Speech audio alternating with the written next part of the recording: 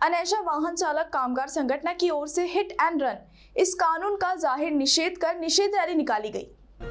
पूर्व के hit and run कानून में संशोधन कर नया हिट एंड रन कानून 2023 गृह मंत्री अमित शाह ने लाया है।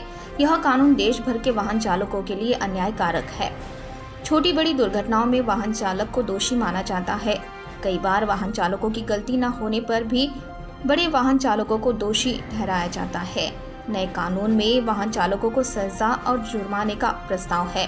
इसीलिए इस कानून को रद्द करने की मांग के लिए अनेशा वाहन चालक कामगार संगठन के बैनर तले ड्राइवरों ने निषेध रैली निकालकर जिलाधिकारी कार्यालय पर धड़क दी। डॉक्टर बाबा साहेब आम्बेडकर पुतले से निषेध रैली की शुरुआत की गई। रैली में जिले भर के छोटे बड़े वाहनों के चालक शामिल हुए।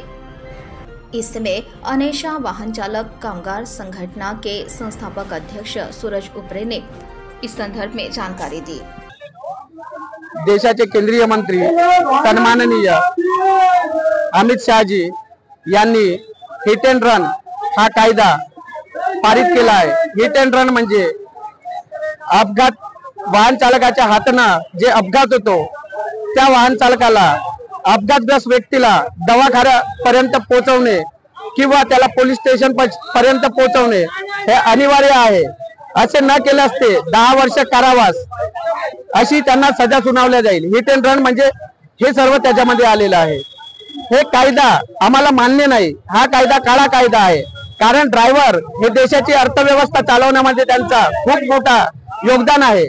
ड्रायव्हर हे देशाचा खूप मोठा कणा आहे आणि असं केल्यामुळे ड्रायव्हर भावांचे जास्तीत जास्त परिवार उद्ध्वस्त होतील आणि या सर्व धोरणामुळे आम्हाला बेरोजगारी सुद्धा सहन करावं लागणार। हे आम्ही सहन नाही करणार। आम्ही रस्त्यावर उतरू।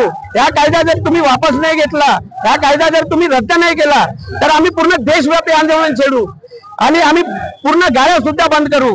आणि जर या सर्व आंदोलनामध्ये काही असा औचित प्रकार घडल्यास याची सर्वस्व जबाबदारी शासन प्रशासनाची राहील अशी मी सर्वांना गृहमंत्री आणि जे मंत्रिपदावर बसलेले सर्व सन्माननीय आमचे मंत्रिपद आहे, मंत्रिपदाचे कार्यकर्ते आहे, त्यांना मी अशी अपेक्षा करतो की हा कायदा त्यांच्याकडून मी अपेक्षा करतो का हा कायदा तात्काळ वापस घ्यावा आणि आम्हाला जसं जगत आहोत तसं जगण्यास सोडून द्यावं।